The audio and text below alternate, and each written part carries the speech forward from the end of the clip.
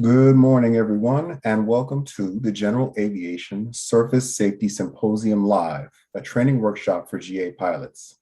My name is Jamal Wilson with the FAA's Surveillance Services Directorate, and I will be your moderator today. I'd like to personally welcome my fellow general aviation pilots who are joining this training session today. One of the main reasons we're hosting this event is to make sure everyone feels prepared to handle surface safety, especially if it's been a while since you've been in the airplane or been in the air. For any pilots who are seeking wings credit, please make sure you join the Zoom session that was listed in the SPAN's announcement. We cannot provide credit to those of you watching the live stream on YouTube. Over the next few hours, we'll hear from pilots and air traffic experts alike about the safety and operational concerns associated with general aviation. They'll cover topics like runway geometry and signage, hotspot standardization, arrival alert notices, automated construction notices, rusty pilot issues, pilot inattention, and much, much more. Before we hear from our panels, we'd like to share a quick video clip from the FAA's From the Flight Deck video series.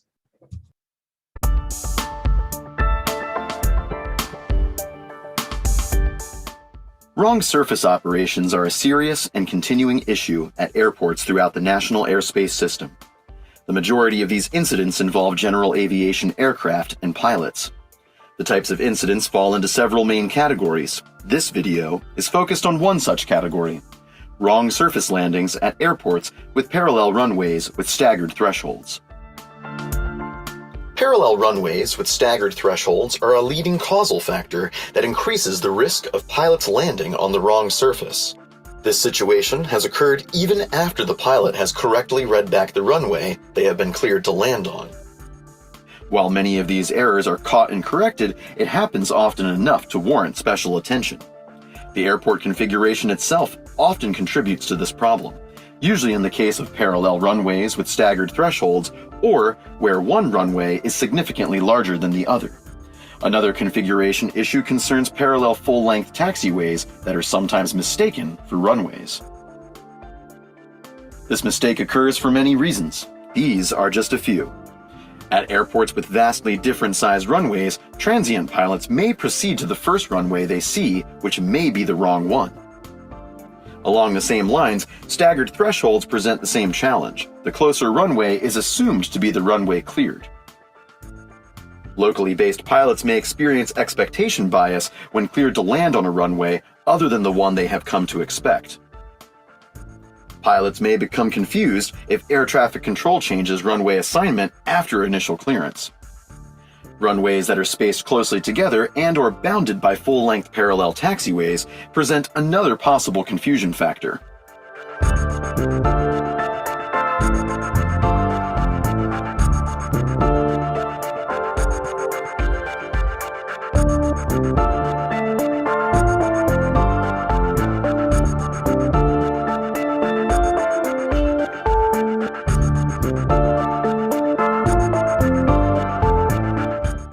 Pavement material can also lead to subconscious misidentification of the landing surface.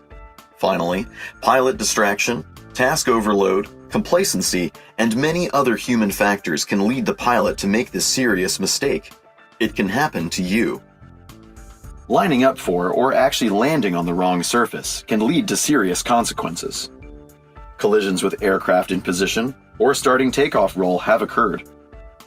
Approaching the wrong runway can put the pilot in conflict with other aircraft operating in the pattern, primarily on final approach. Being out of position in the pattern can also cause collisions with faster traffic approaching from behind. In addition to disrupting the traffic flow, the wrong runway may not be suitable for your aircraft. It could be too short. The following are some suggested practices that pilots can use to avoid landing on the wrong surface. Part of pre-flight planning should be a review of the destination airport layout and runway configuration. Utilizing the airport diagram or third-party airport depiction, familiarize yourself with all the possible landing clearances you might receive. Note the dimensions of all runways, paying particular attention if they have significant size differences. While en route and after receiving the airport information in the ATIS, determine if you will be landing on one of a set of parallel runways. If so, make note of the fact that you may be assigned either one. As a suggested practice during visual approaches, pilots should consider utilizing the localizer or GPS to back up their final course. Pilots should consider this only if they are trained on and proficient with the navigational equipment they are using. In all cases, pilots must ensure they have a clear and confirmed understanding of their assigned runway, that they do not let automation become a distraction, and that they always verify that the runway they see and are aligned with is the one they are cleared for. If ATC changes your runway after initial clearance, visually acquire the new runway. Read back the new landing clearance, emphasizing the new runway designation. Visually acquire the thresholds of both runways. When close enough, verify the landing runway identification on the pavement and in your clearance. They should match. These are just a few tips that can help pilots avoid making this costly and dangerous mistake. For more information about this and other runway safety topics, visit these resources. Avoiding mistakes like wrong surface landings makes flying more efficient, fun, and above all, safe. It's always better to know before you go.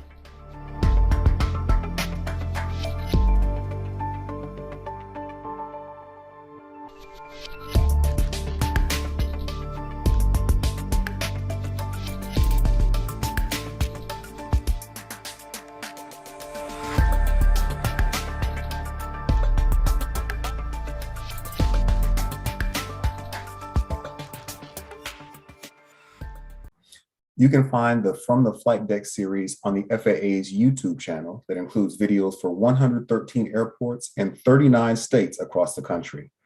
These videos are a great safety tool that can help prepare you for flight and ground operations. And now I'd like to introduce Acting FAA Administrator Captain Billy Nolan, who will provide opening remarks. Sir, the floor is yours. Well, thank you, Jamal, and good morning, everyone, and thank you so much for joining us today. I've been a pilot for many decades. In the U.S. Army, I flew helicopters and fixed-wing aircraft like the U-21 and the C-12 King Airs. I went on to become a commercial airline pilot, and during my 26-plus years, I flew the MD-80, the 757, and the 767 all over the world. So I've spent a lot of time around runways, and I'm aware of the safety challenges associated with that. And that's what today's event is all about. Staying safe on the runway. The safety data shows us that over the past roughly 10 years, we've seen the overall GA fatal accident rate decrease. And that's great news. But the data also alerts us that we are also seeing too many times where pilots depart from or land on the wrong runway, or sometimes on a taxiway. I encourage you to view the videos in the FAA's From the Flight Deck series on YouTube. These are more than 110 runway safety videos covering airports where our data shows a greater chance of either wrong surface landing or departures or runway incursions. And starting last Thursday, November 3rd, SkyVector will feature these videos on their respective airport subpages. These videos can make a pilot aware of a problem before you even leave the house. And when you're aware, you can be more careful. But we know that awareness and the best of intentions may not always be enough. So that's why we're working to develop new tools like Digital Copilot for tablets and smartphones. This tool gives electronic flight bag apps the ability to warn you if you're landing on the runway that's not in your flight plan, or if you're lined up for the wrong runway or taxiway. Safety is a joint effort between the pilot and the air traffic controller. So anything that affects their communication could be a cause for concern. It's essential that pilots stick to their prescribed phraseology spelled out in the Aeronautical Information Manual and other official sources. For example, if your response to a taxi clearance or hold short instructions is Roger, that's not acceptable, as much as it may seem to be okay. So today's event is focused on these topics, but we know there are other key concerns related to general aviation safety. The FAA is working with the GA community on many other efforts to reduce risk across every phase of flight. We continue to focus on ways to reduce in-flight loss of control, engine issues, control flight into terrain, and runway incursions. Some of the most enthusiastic, passionate people I've met are part of the GA community. I certainly see this at Oshkosh this year and at other air shows. But nothing will dampen enthusiasm and the public's impression of GA more than if there's an accident. When it comes to flying, whether you're a veteran pilot, a student or instructor, or safety officials, we must all do our part to foster a strong safety culture in aviation. At the end of the day, the most important thing is coming home. And the best way to do that is to fly safe. So let's have an informative discussion today. Thanks again for joining us and for doing your part for general aviation safety. And with that, back to you, Jamal. Thank you so much, Captain Nolan. Now I'd like to introduce Tim Arell, the Chief Operating Officer for our air traffic organization, who will provide an overview of runway safety issues. Tim, over to you. Hello, everyone, and welcome to the Surface Safety Symposium. One of the biggest opportunities we have to improve surface safety is by working with all of you, and I'm glad so many of you could join us. As you know, the general aviation community is very large. We have nearly 500,000 GA certified pilots in the United States, which is more than 80% of our entire pilot community. So when we talk about improving surface safety, we have to make sure that you have a seat at the table. The focus is to discuss surface safety and operational concerns associated with general aviation, with a focus on flight training, including university flight programs, students, flight instructors, and pilot schools. And it's great to see a number of pilot schools from historically Black colleges and universities, Hispanic serving institutions, and minority serving institutions participating here with us today. To ensure the levels of safety that the public has come to expect, there has to be a diversity of thought and opinion. Safety thrives when we're inclusive. This symposium is about working together to achieve the next level of safety. It starts with collaboration, you sharing your unique insights with us about the surface safety issues you encounter when and where you fly. We need to take a holistic, systemic approach to safety improvement that involves each of you. When we identify and validate mitigations, you can help implement those mitigations everywhere you fly. And I want to be very clear. At the FAA, we know we can't do this alone. This is a team effort. To truly improve surface safety, we need all to work together. Thank you for taking the time to be a part of this conversation, and thank you for being our partners in this critical safety initiative. Thank you, Tim. Next, I would like to introduce Jody Baker, the FAA's Deputy Associate Administrator for Aviation Safety, who will discuss some key runway safety initiatives. Jody, over to you. Thanks, Jamal, and hello, everyone. Let me echo Tim's welcome to the General Aviation Surface Safety Symposium. As he noted, working together is the most effective way we can make progress in this part of the aviation safety occasion. So this event builds on our spring training symposium that we hosted in May. And we're here today to continue the conversation we started then and to continue our collaboration on improving surface safety. This means mitigating the risk of surface collision from events like runway incursions and wrong surface landings and departures. The specific focus of this event is to exchange information, ideas, and best practices with you, the individuals and organizations who can be most influential in getting the word out. In other words, the flight training community. Flight instructors, pilot schools, and aviation flight programs all have a role to play here. Our goal is to develop an environment in which all operators know and exercise their responsibility to help provide a safe operational environment, both on the surface and in the air. Today, we're going to have an opportunity to focus on causal factors. We want to share ideas and best practices for training to increase situational awareness by everyone who operates on the airport surface. And we want to encourage maximum collaboration throughout the aviation industry. Operators, individual pilots, flight instructors, check airmen, designated pilot examiners, training providers, FAST team representatives, and anyone else who can contribute. And of course, that includes us here at FAA, which is why we're hosting this event and why we continue to produce our From the Flight Deck videos. Anthropologist Margaret Mead is famous for advising, we should never believe that a few caring people can't change the world, for indeed, that's all that whoever have. And that's another reason we're here, because we know responsible people who care about aviation safety can change things for the better. We also know that because individual flight instructors have the most direct contact with individual pilots, CFIs have a huge role to play in surface safety improvement. And we want you to be aware, it's not just a topic for training new pilots, but also for routine touch points like aircraft checkouts or flight reviews. We also want everyone in flight training to help the ecosystem stay focused, since things change all the time in aviation. Learning, including learning about the latest surface safety hazards and risk mitigations, is truly a lifelong task. Nobody can ever know everything, and certainly not everything for very long. So this event is about working together to achieve the next level of safety. Please share your insights about the surface safety issues you encounter in the places you fly, and please share your suggestions for improvement. Safety is everyone's responsibility. The FAA needs each and every one of you to be part of our collaborative effort, and we thank you for joining us today. Thank you, Jody. Next, I would like to introduce Rich Santa, National Air Traffic Controllers Association President. Rich, over to you. Thanks, Jamal, and thanks for everybody for putting this on. I am the president of NACA. I represent over 20,000 aviation safety professionals. Many of them are air traffic controllers in the towers that help get you and your families to your destination safely. We are very excited to participate in part 3 of the Surface Safety Symposium, focusing on general aviation. This focus and energy into the GA is very important. GA encompasses a wide variety of activities at over 5,000 public airports. You are the next commercial, cargo, and business aviation pilots of the National Airspace System.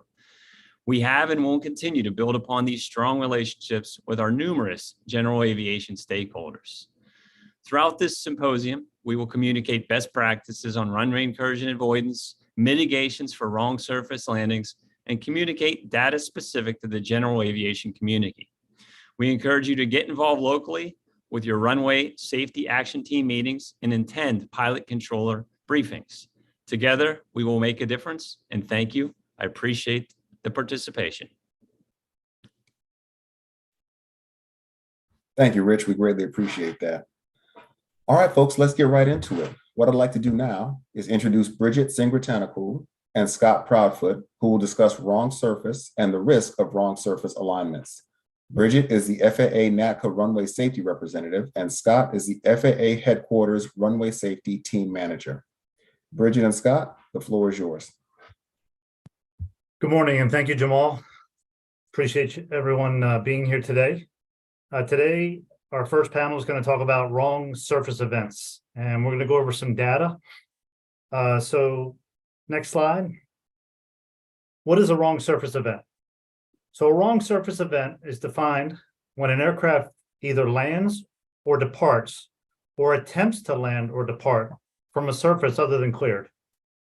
It also includes landing or departing or attempting to land or depart from the wrong airport. Next slide. So in FY17, fiscal year 17, which is October 1st, 2016, wrong surface events became a top 5 item for the FAA. We started tracking this item based on the data we received from submissions from air traffic facilities.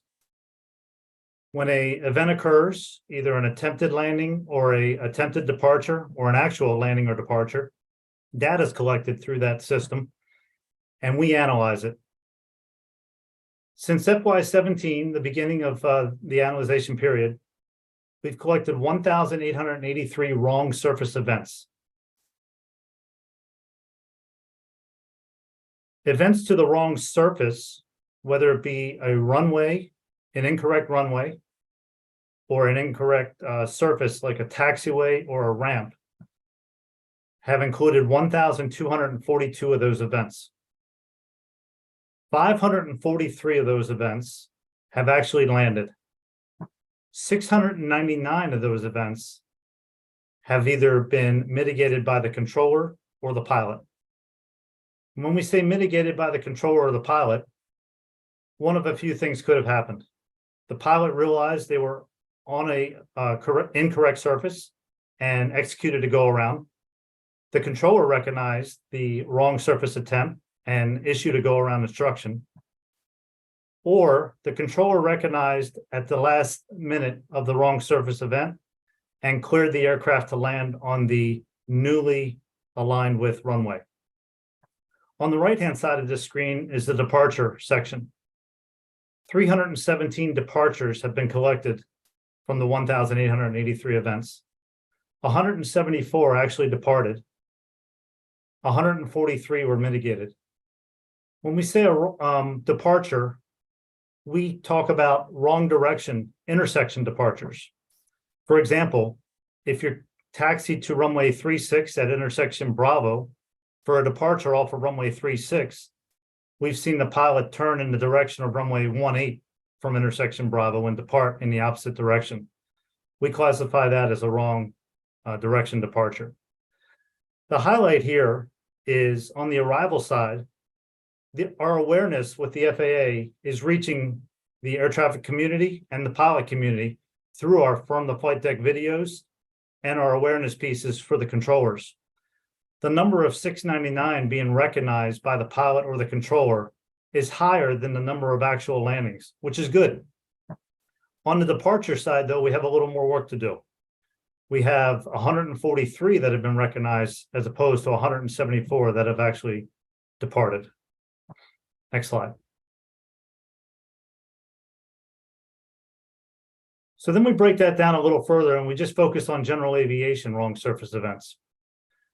So with that number, 1,882, we break that down and we find 1,571 events included general aviation aircraft from the same time period. Again, the same breakdown, arrivals on the left, departures on the right. We've had 1,039 arrivals, 504 which have actually landed, 535 which were mitigated by either the pilot or the controller. On the departure side, the trend's still the same. 119 were mitigated by the pilot or the controller, but 157 actually departed. Bridget, I'll turn it over to you for the next slide. Thanks, Scott. Let's talk about some basically principal causes of wrong surface events. First off, the vast majority of these events that we're talking about, so whether you're attempting to, or you're actually arriving or departing the wrong runway, a taxiway, and in a little bit, we're going to talk about wrong airports. The vast majority of the time, we're talking about VFR days, obviously VMC, and during the day. But let's talk about some principal causes of wrong surface operations. So particular environmental issues. So you could have rain, fog, or snow. I was driving into work today and it's actually pretty foggy out, and I'm in the Dallas-Fort Worth area. But all of which, those can reduce visibility, making it much more difficult to see what? See your signage, see your surface lighting, see the markings, all from the flight deck. During the night, so let's talk about nighttime operations a little bit. You could be flying into an airport that maybe it has a lot of lighting. So maybe the airport's embedded pretty deep within an airport or pretty deep within the city. So you have a lot of city lights in the background. You could also have the fact where you're flying into an airport that has more of a lack there of lighting. So I was at one of the 30th busy airports in the US a couple of years back, and a pilot actually said to me that he actually aims for the dark hole at that airport because in particular, this one runway didn't have a lot of lighting associated with it. Another example would be maybe you're taxiing or you're flying into a rising sun or a setting sun. I know from the tower cab, in particular, when the sun is rising, we can get a pretty good glare into the tower cab itself. I also work in an airport that we do nightly NOTAM closures. So at a certain time at night, we've got a total of 7 runways, and 3 of those runways, actually, we close them at night. So at night, we turn off all of those lights for those closed runways. From the flight deck, that could be a little confusing because of the fact you may be inherently looking for more runways with their lights being on, but we actually only have the 2 inboard parallel runways that are actually lit. The outboard runways are not lit when they are closed in the evening. All of which those are different types of environmental issues. Another thing I would like to talk about is distractions. So for distractions, sometimes pilots might get distracted by having a passenger on board. So you're giving a tour of the local area and maybe during approach, or honestly, you could just be answering questions. Just like commercial aviation, all pilots might want to consider utilizing a sterile cockpit. So that really means there's no discussion during taxi, takeoff, approach, or landing phases of flight. That way you can keep really doing the task at hand, which is flying and navigating, right? For single pilot operations, please try not to multitask, especially when you're taxiing out. It could be very dangerous, comparable to texting and driving. Scott, do you want to talk about some expectation biases? Sure. So expectation bias could include if you're based at a local airport and you do a lot of pattern work, and from the flight deck video that we played earlier talked about parallel runways, staggered thresholds, and your pattern work is for the most part always on runway 36 right. You taxi out, you get a takeoff clearance for runway 36 right, and the controller issues your right traffic. And you do 3 turns in the pattern on runway 36 right. And your last one's going to be a full stop, but this time the controller changes your clearance. You're in the right traffic, but now the controller issues runway 36 left. You've had 36 right for the past 3 turns. You did 36 right all last week, and you've got 36 right on your mind. You turn the final and you line up for 36 right. Another one with expectation bias for departure traffic. Operation changes. So you may be on the ramp in the middle of an operation change, a runway change for a facility where you're watching airplanes depart on a south flow. You're watching airplanes depart off of runway 18. You receive an intersection departure for runway 36 at Bravo. You taxi out to that point, the controller clears you for takeoff, and in your mind is that previous departure that you saw off of runway 18. But the ATIS has been updated and the controllers cleared you for runway 36 at Bravo, but you turn in the wrong direction and depart runway 18. Another issue is communication. Hearback, readback issues are a big thing that we see in events for wrong surface. So when you have a wrong surface event with a parallel runway, a lot of times due to speech rates, sometimes language barrier issues, 36 right and 36 left could sound alike. And then depending on the readback that was received, pilots and controllers, there may be miscommunication between the two. The controller may believe that you were cleared for runway 36 right, and the pilot believes that you were cleared for runway 36 left, and that's what you read back. And then due to miscommunication, a wrong surface alignment occurs. And then Bridget, I'll give it to you for airport geometry. Thanks, Scott. So airports in close proximity to one another, really, what do they have in common? They have prevailing winds, right? So in other words, airports in close proximity will likely have what? They're going to likely have similar runway configurations. So we talked about wrong surface in terms of attempting or actually arriving, departing the wrong runway or taxiway, but let's go ahead and look at the next slide and let's talk about some wrong airport statistics. All right, so we have 1,883 wrong surface events that occurred in the NAS. Now that's really looking at all of the events, right, Scott? So we're looking at all of the events here. That's correct. Okay, so out of all of those events, 320 of those were arrivals to the wrong airport. So 84 of which actually landed, and 236 of those were either recognized by the pilot or a controller, and they were mitigated. When it comes to departures, on the departure side, we had 4, 3 of which actually landed or departed, and 1 of which was recognized by the pilot or the controller. Now you may say, how do we have 4 departures from the wrong airport? So what an easy explanation for this is say you call it overlying facility and you're like, hey, I'd like a release from this specific airport. Eventually, basically you're calling for an IFR release off of a small airport, but you call from or you mention you're at the wrong airport. In other words, you get a release for a different airport and you don't pop off that airport. So that is a good example of a wrong airport departure. On the next slide,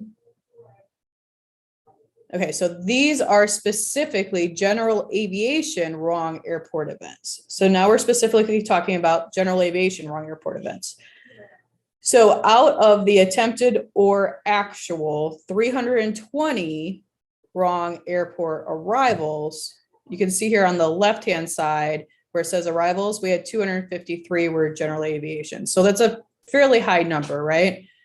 And then for the departure segment, we had 3 out of the 4 were general aviation as well. Scott, did you want to add anything there? No, I think you did a good job there, Bridget.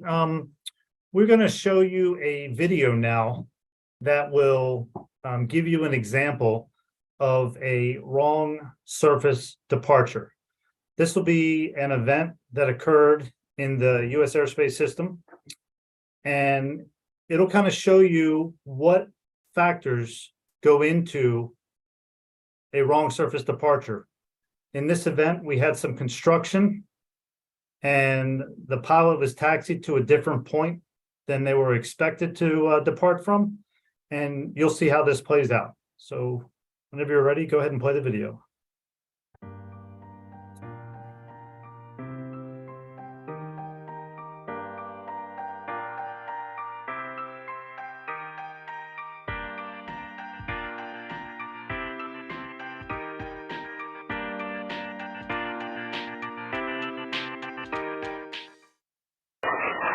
Roger, hold for the T2 at Kilo 1, advise ready for departure.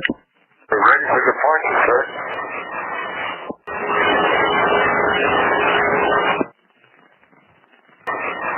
Roger, turn right on course, runway 22 at Kilo 1, clear for takeoff, traffic 5 miles final for runway 22 Airbus.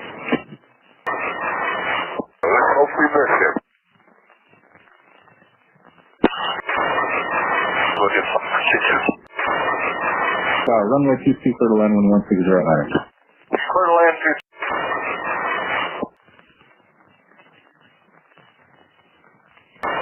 Facing the wrong way, you're facing 4th. Cancel takeoff clearance.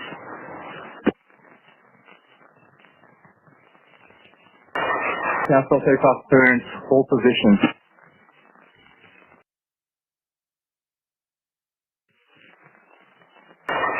Stop.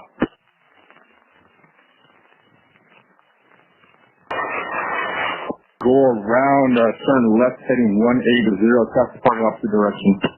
We're going around. Turn, I'm going to change 7,000, turn left heading 180, cancel approach turn. 7,180.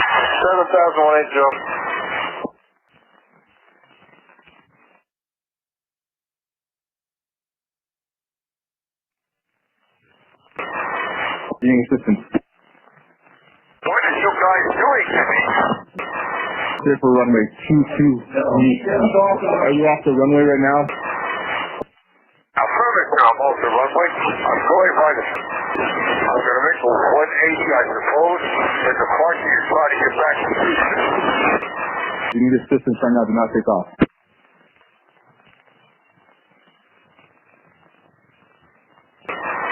You need assistance. I suppose I need assistance. You drove me crazy. Where are you right now? You're not inside from the tower. I'm right behind him. Yes.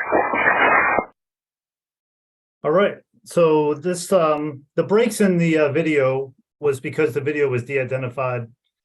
So what happened here, the pilot was taxied to runway 22 at Kilo 1, and the controller cleared the aircraft for takeoff from runway 22 at Kilo 1.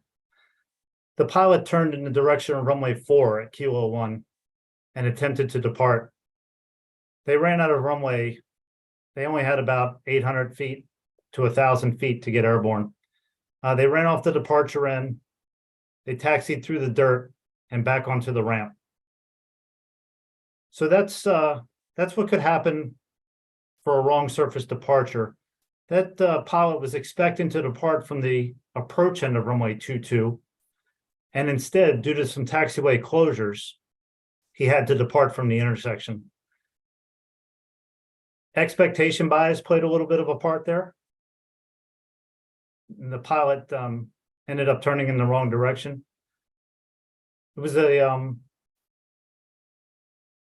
pilot ended up staying on the ramp and trying to get acclimated to where they were at the point, and then ended up going back to parking.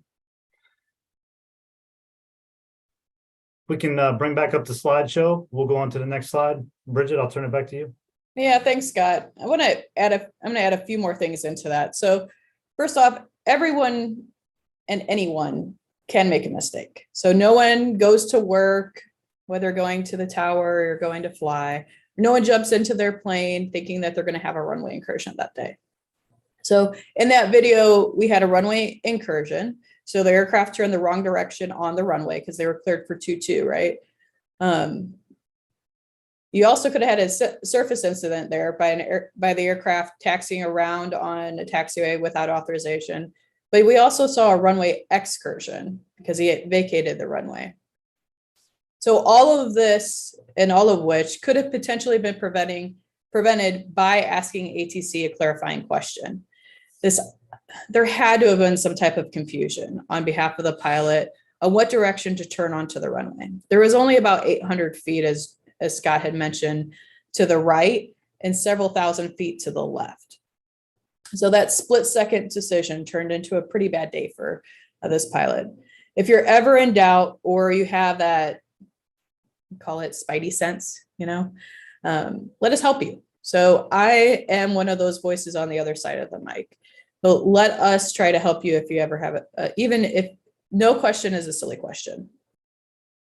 So here, what we're looking at is hotspots in particular. So back in May of 2022, in collaboration with industry members, the FAA expanded and standardized hotspot symbology. Honestly, a lot of this had to do with the increase of wrong surface events. So whether it was attempted or actual arrivals to the wrong surfaces. Historically, we didn't have a standard symbology. So there were no standard shape or symbology that existed for hotspots on your airport diagram. On the right, you see, on the bottom right here, you see ground movement. So a circle or an ellipse is what depicts ground movement hotspots. Okay, so those are places where there's a history of runway incursion or a potential risk thereof being a runway incursion, and where a heightened area of, honestly, attention needs to be. On the left-hand side, you see a cylinder, right? So that is your wrong surface hotspot. So a cylinder is for a wrong surface hotspot where an aircraft has either attempted to or actually landed or departed on the wrong surface, whether that's a taxiway or a runway. So you guys might not know this, but a lot of hotspots that are identified are actually during those local runway safety action team meetings. So Rich Santa, our NACA president, mentioned attending those if you can. So if you have the opportunity, go meet some controllers, go to these local runway safety action team meetings. You can participate in them as well and talk about, hey, maybe there's some trouble spots on the airport that you have, or maybe you get a little confused sometimes in a certain area. Take that opportunity to attend, and you might actually learn something as well. But let's go to the next slide, and I want to show you a little bit before and after. So on the left here, it says before the change, so the left chart. So see the big rectangle that's around runway 18? Okay. Then look at 17. You see the long rectangle that pretty much, well, it does encompass the entire runway. Okay, those are some of the hotspot standardization stuff that I'm talking about. So if you look to after the change on the right-hand side, see how the numbers 18 and 17 are circled? Well, really, what is that? It's a cylinder, right? So cylinder, as I just talked about, what does that stand for? That means wrong surface. So in other words, those runways, we have we've had a history of aircraft that are trying to attempt or actually land on the wrong runway. So when you're looking at this, I want to go back a little bit, a couple slides ago. We're not going to actually change the slide, but Scott talked about expectation bias, right? So also sometimes we're expecting the assigned runway to be the what? The brightest, the widest, the longest surface that you can see. And that's not necessarily the case in all times. But here is a good example of that wrong surface symbology, being those cylinders around the approach ends of 18, 17. And then if you look to the bottom on the after the change slide there on 35, you can see that cylinder. So in other words, before the change, what did that airport do? They actually circled, well, had a large rectangle around that entire runway of 17. Now it's much more clearly defined and can provide better situational awareness for the pilots, because now we can say, hey, these are associated with wrong surface. On the left-hand side, you can see that large rectangle I pointed out on 18. Now you can see the circle, or it's more like an ellipse that's depicted on after the change. So not only take a look at the pictures, but also read what is the risk associated with this location on this airport diagram. People put a lot of time and energy in identifying that risk associated with that location. So take the time to really recognize and understand and learn from other people's mistakes. Scott, do you want to go into the arrival alert notices a little bit? Yes, please. Next slide. So Bridget talked about the hotspot symbology. I'm going to talk a little bit about arrival alert notices. So the arrival alert notices was created and it went into effect on May 19th of this year. It's at 11 and soon to be 12 airports throughout the country. These airports were identified as having a high number of wrong surface events. And what occurred is on the airport diagram, where Bridget talked about the hotspot symbology for a wrong surface. You can see at the approach end of runway 18 and runway 17, it's labeled hotspot 3. Well, now there's an associated arrival alert notice with it. They were created to give the pilot awareness to the potential wrong surface event. It actually, if you look at the picture on the right, it comes with a graphic, as you are seeing. It'll show the pilot the airport environment and where the potential is to land on the wrong surface. Next slide. So these are the 12 airports, and you can, we supplied a QR code, which will take you to our website to learn more about the arrival alert notice. One other thing we wanted to throw in there is for your local RSAT meetings, you can navigate to the website FAAsafety.gov to find your local RSAT meeting in your area.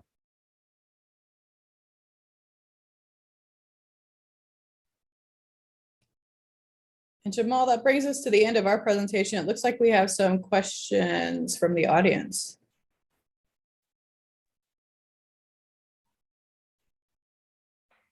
Yeah, Bridget, you're 100% right. There's been several questions coming in, and it looks like a couple of them have been answered, but there's several others as it relates to the terminology between, why you're calling it a cylinder. Can you expound on maybe what went into making that decision?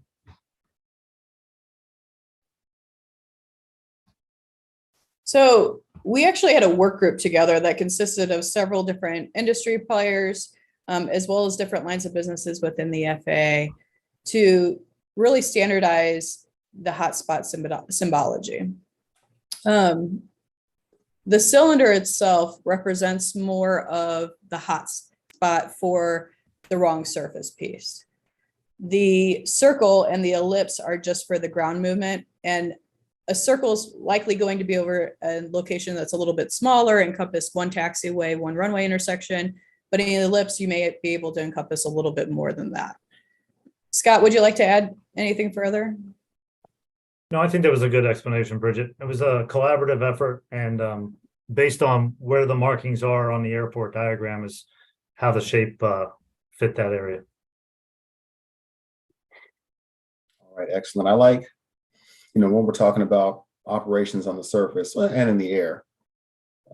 We always talk about performance and things of that nature, but I like the human factor aspect that you guys were talking about, where you have, different biases and channelized attention, things of that nature. And it's good that we talk about that in this forum to remind everybody, yes, we try and be the best pilots we can be, but we are still human. You should acknowledge the fact that the potential for you to make a mistake is definitely there, and you're going to do your best to mitigate it. You're attending courses like this, you're learning things all the time. In that video that you showed, you could almost hear in the pilot's voice that was going the wrong way. He didn't consider the fact that he was making a mistake. It seemed like somebody else was doing it. You're driving me crazy. It's like you don't think that I don't think that I'm messing up. But if he would have gone into it with, am I in the right spot? Am I doing something wrong? Let me take a break. Let me listen. Let me employ all my faculties to kind of get out of this.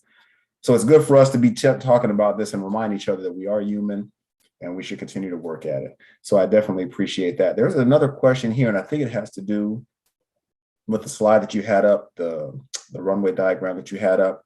And there were 3 runways. And the question is, why not call runway 18 right, and then runway 17, call it 18 left? Now there's the obvious, directional, navigational direction issue, but is there a better answer than just me kind of pontificating that y'all could give for that question? So this airport actually used to be left and right prior to, and they were trying to mitigate, the irony is they were trying to mitigate wrong surface events at that airport. So they're like, well, maybe if we delineate it in something entirely different, then i.e. the 1.8 and 1.7, then potentially they would be actually using it as a mitigation for wrong surface events. Personally, I prefer the left and the right. I think it gives a better overall example for the pilot on what to expect for that delineation, especially with parallel runways configuration. The big piece of this airport is you have a very large, wide, beautiful runway that sticks out from afar. And the smaller runway happens to be, and I'm not quite sure, but I'll basically just say a mile or so to the east of that. So it's quite a bit smaller. I've been to this airport before. There's some hangars there on the side, but it may not stand out to you as quickly or as much, right? So in this case, with this airport, a lot of times people want to go to that larger, wider, more vast, beautiful piece of concrete. And I did see a question in here, Jamal, that asked basically, I want to talk about that video for 1 second. So I noticed that Warren had asked, when the tower instructs for a right turnout after departure, in other words, could that have led to an expectation bias? It could have. It very well could have. I'm not making excuses here by all means. However, there was only about 800 feet from that intersection to that approach end. So I don't think that controller really thought in their wildest dreams that the aircraft would have made a right turn to try to depart on that runway. A lot of times you will also hear a controller say, turn left on the runway, especially if it's an intersection that's further down. Turn left on the runway 22 at, I'll say kilo, clear for departure, clear for takeoff. And maybe then once they get airborne, turn them on course or turn them onto the heading that they needed to turn them to. So there are different best practices. In this case, I don't think the controller thought what actually happened would have ever happened, but it's also a good learning scenario for other controllers as well. Expect the unexpected, right? 100% right. I agree with you. Scott, anything to add to that? No, I was just going through the questions as Bridget was answering. I agree with her. The expectation bias, yes. To turn right on course in that takeoff clearance could have led that pilot into turning to the right on the runway. Yeah, that's a great point. There's another question here, and it's almost it definitely factors in to the possibility of a mistake occurring. And the question reads, who could I contact to report extremely faded, almost unreadable runway and displaced threshold markings at an airport that need to be redone? And to me, that is a fantastic question, because if you're doing everything that you can possibly do and the markings and the signage aren't helping you out, that could definitely lead to a catastrophic condition. Scott, Bridget, anything you want to say to answer that question? Well, I know we have some representatives on here from airports, but I'm going to take a stab at this answer and say either your local airport operator or the airport manager who operates that airport. I'd also say file a safety report. So you have that opportunity to file a NASA report, and whether it's maybe you're having problems with seeing certain signage or lighting in an airport, file that report. I even see quite a few of those come through. But anytime you have a safety concern, please be vocal about that. If you see it and you're thinking it, most likely somebody else is as well. But everyone always tends to believe that somebody else notified them or somebody else filed a report, when in all actuality, if we're all thinking somebody else did it, maybe nobody did. No, you're right. You can also, depending upon the type of airport that you're operating out of, you can go to the state aviation authority. Every state has their own aviation authority, or you can go to the airport district office, which is a function of the FAA, and report those things. And like Bridget said, be proactive. You don't want to sit back and think that somebody else is going to take care of it. If you see that that's an unsafe condition, by all means, lean in, state aviation authority or the ADO, the airport district office with the FAA, and get that taken care of. That's a great question. Thank you for asking it. Well, there's another question here regarding supplementation, chart supplementation. So I guess somebody's doing a search and they don't see the notices populating where pilots would normally look. So they're asking if these AANs are going to be published with a chart supplement. Can somebody speak to that? I'd like to understand more about where pilots normally look online. What site does not have the arrival alert notice that they're speaking of? I'm wondering if the original inquisitor would type a follow-up question to ask that. I'm not quite sure what their source is for the data, so I guess that would help to answer the question. So we'll stand by and see if something else comes in to be able to better answer that question. Somebody mentioned when you're doing your takeoff lineup, coordinating with your directional gyro just as a backup. That's always a good rule of thumb, and you can do that several times. Your DG has a tendency to kind of precess anyway, so you always want to be referencing that and making sure that it's good anyway. But referencing your actual direction you're facing with your DG is always good rule of thumb. That's a good point. Thank you for making that comment. Jamal, he clarified SkyVector or AirNav. So the arrival alert notices, as Administrator Nolan mentioned at the beginning, SkyVector now has our from the flight deck videos. If a video is associated with that airport or an airport has a video, it'll be on SkyVector. The arrival alert notices, though, they're in your, they will be chart supplements, but on the FAA's, you can get to them from the FAA runway safety website or the hotspots page where you look at hotspots in the chart supplement. Those arrival alert notices will come up there, but not directly from SkyVector or an AirNav. Okay, thanks for that, Scott. That's actually good intel. I hope everybody was able to get that. There's a comment here, and I think it's a question. It says, I understand polygons will no longer be used for ground movement hotspots. Have all hotspots been updated to circles or ellipses? I do some classroom instruction and want to be able to say polygons are gone. So is that an actual thing, Scott or Bridget? Can you speak to that? I don't have knowledge on that one. I'm sorry. No, fair enough. It was worth the ask.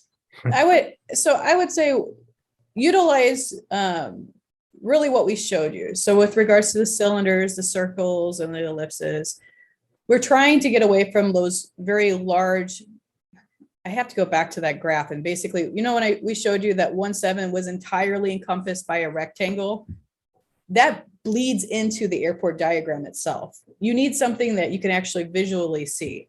So go back to, we're going to the standardization that happened in May of 2022. You can reference that, as well as, so it's going to take time to get every airport in the National Airspace System to get to that standardization. So it will take time to get there. So eventually, I think we're going to be coming to this more of the standardization. And Jamal, one last thing I'd like to point out too in your some of your questions, there's some great suggestions on ways that pilots can mitigate wrong surface events. One of the attendees said they read a good technique that pilots often brief the entire flight: taxi route, hold short, departing runway, arrival, approach, turn off, landing runway, taxi destination. So that's great. Do that in your pre-flight, and just watch out for expectation bias when you do that. And then there was another one where they mentioned suggesting to line up for takeoff prior and looking at your DG. And that's a great suggestion also. So I just wanted to point those out. Thank you. No, it's always good to remind yourself of good techniques. We're talking about things that can go wrong, but hearing from folks about good techniques and things that help you make things go right is always a plus. So I'm glad that you looked in the Q&A and brought those up, Scott. I appreciate you for that. But we only have, I'm sorry, go ahead. For the folks online, Leslie put in the chat the link to the arrival alert notices, and then we'll be hearing from Alex Gershon. He's one of our representatives that I work with in the industry quite a bit, represents the NBAA, National Business Association. Then he'll be on a panel later this afternoon. He actually just messaged me and said that those arrival alert notices are also on ForeFlight as well. Excellent. Thank you for that, Bridget. In the few minutes that we have left before we transition from this to our first panel, I first would like to thank you both, Scott and Bridget, for providing this fantastic presentation. Anytime that we can have the conversation and back it up with solid data, it's always a plus. And the Q&A from the operators here that have been chiming in with good information and good questions, we definitely appreciate it. That dialogue is what helps us to remain safe. So we absolutely appreciate it. If there was one thing that you wanted to end your presentation with, what would it be? And I'll start with Bridget and then I'll go to Scott. Thanks, Jamal. So I think we really all suffer. We keep talking about expectation bias a little bit, and honestly, I could speak for a few hours on it, but expectation biases can be nearly impossible for individuals to recognize.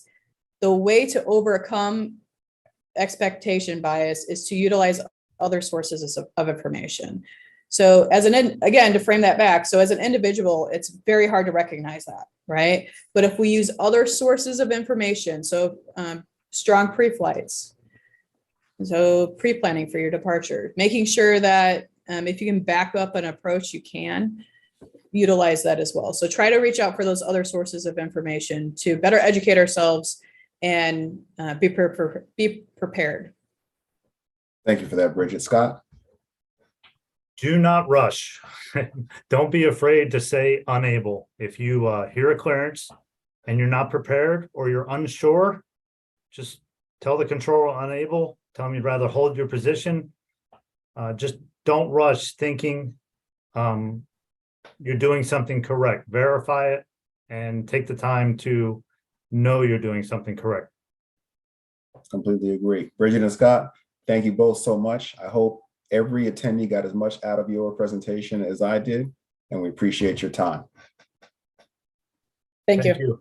You're welcome. So now we're going to move into the next section of today's symposium. But before we do, I'd like to ask all of our attendees a question. And that question is, how often do you think a wrong surface operation occurs in the national airspace system? How often do you think a wrong surface operation occurs in the national airspace system? And I'm going to give everybody a few seconds to type into the chat what they think that those answers are. How often do you think a wrong surface operation occurs in the national airspace system? I'll wait just a few seconds and see if anybody tries to answer.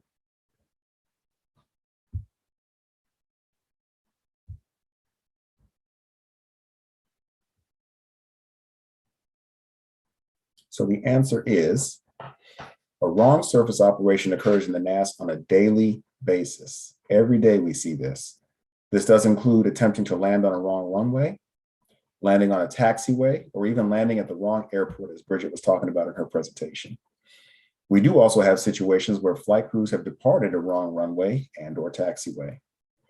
Our first panel will continue this conversation about wrong surface and the risk of wrong surface alignment. So at this time, I'm going to introduce our panelists, but before I do that, I'd like to remind everybody that after the panel discussion, what we're going to do is have a brief Q&A session, and you can submit your questions much like what was being done with the first presentation. You can submit your questions at any time by using the Zoom Q&A button, adding a comment on Facebook, or using the live chat feature on YouTube. And you can also tweet at FAA News.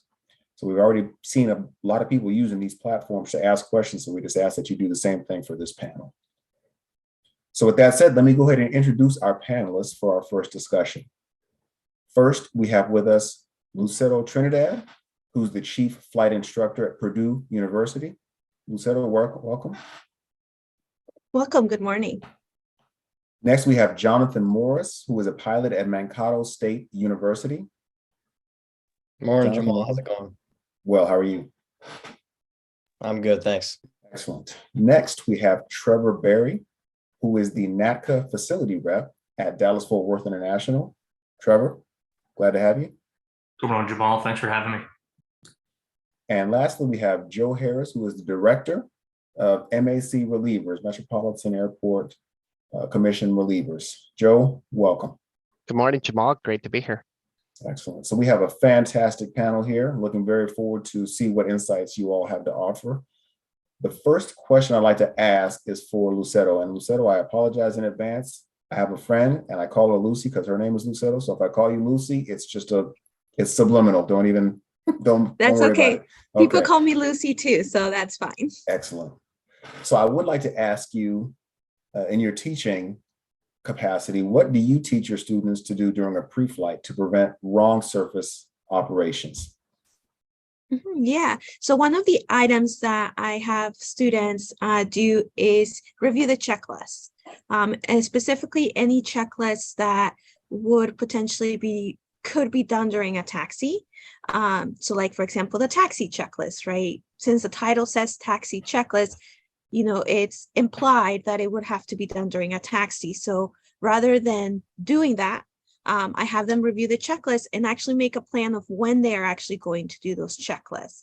Because what I prefer is that we do those checklists when we're stopped, either before we actually start the taxi or after we get to where we were taxiing to, then conduct that checklist. And mostly because I don't want their heads down, looking down at their lap instead of having their eyes outside and looking at the airport and where they're going. So that's one of the items that I have them do. Also is have their taxi diagrams and get familiar with it. Even if it's the home base, even if they're already been operating in that airport, is still just looking at that taxi diagram prior to going out and taxiing, and just again getting yourself familiar with where are the taxiways, where are the runways, so that if we get a ATC clearance that's different from the normal that we normally get, we're not too surprised of, oh, now we have to take taxiway Echo Charlie Alpha instead of just Alpha or something like that. So that's another thing I like to do. And then the last thing, at least on a pre-flight, is to ensure that they have some type of notepad or an iPad or something that they will be able to write down their ATC clearances in the aircraft. That way they don't forget their clearance, they have it there. If they happen to forget, they can just quickly glance down at the notepad or knee pad or whatever it is that they have and just make sure they are going in the right direction. Now with that, I also ensure that they have their shorthand figured out. Especially for beginner students, they're writing out everything that the ATC is telling them. So eventually, I want to make sure that they figure out a way that they can write all those clearances in a type of shorthand that they'll be able to understand. So making sure once they select what their shorthand is going to be, making sure that then they use it continuously so that they don't forget what their little abbreviations are. So one item that I like to do is I like to show them what my shorthand is. and tell them, here's how I write if I'm told to hold short, or here's what I write if I'm told to cross a runway, just to start getting them an idea of what they can do, and then they can adjust and do whatever they want after that. So that's just some of the things that I like to do with my students prior, like on the pre-flight, which also stem just from our procedures that we do here at the university. No, I like that, Lucy. Those are all very, very good things. I like, especially when you talked about if you're looking down, and it seems so simple. If you're looking down, you're not looking up. Yes. It's simple, And especially if you're at a busy airport, you definitely don't want your head down. You want to be looking outside and making sure you're following, if you were supposed to follow someone, or you're going to the right taxiway. I completely agree. I'd like to open it up to the rest of the panel to see if anybody has anything I'd like to follow up with. Yeah, I can add something to that. As Lucero had mentioned, how important it is to keep your head up when you're taxiing.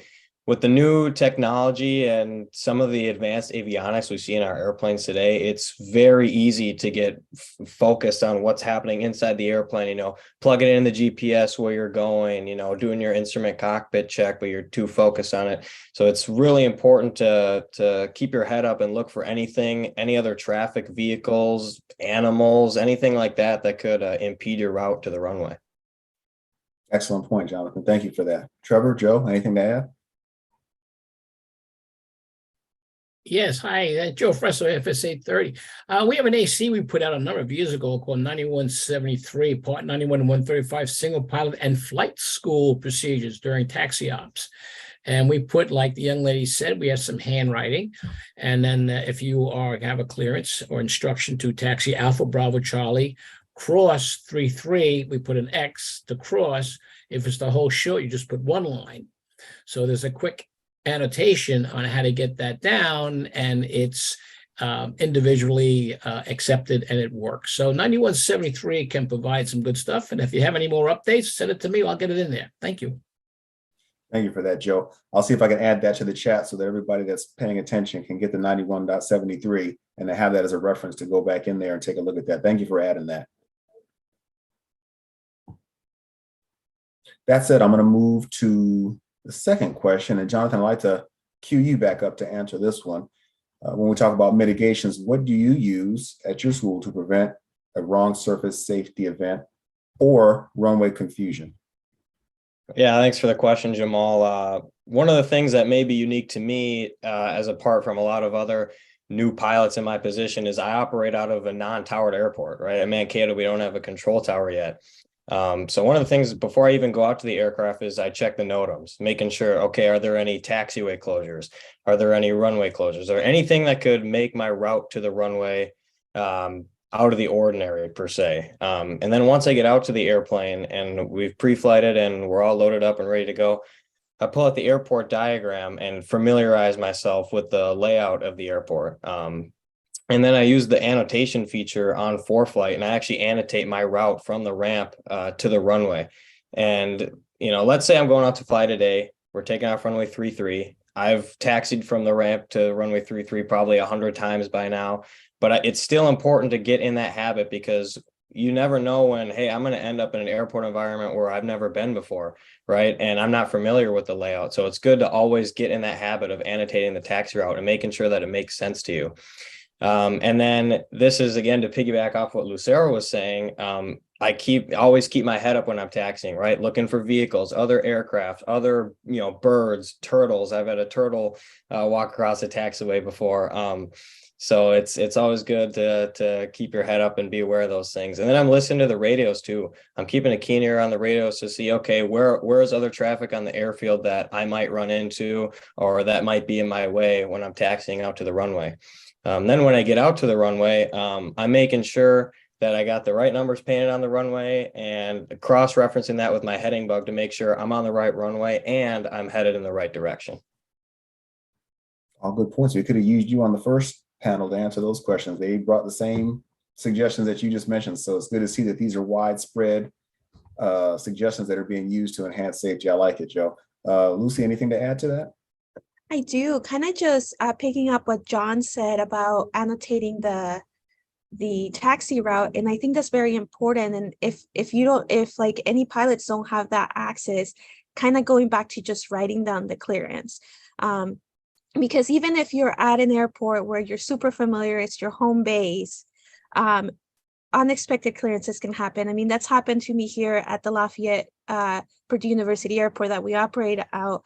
I'm very familiar with the taxiways, the runways, but once in a while we get a taxi clearance that is just completely out of the norm.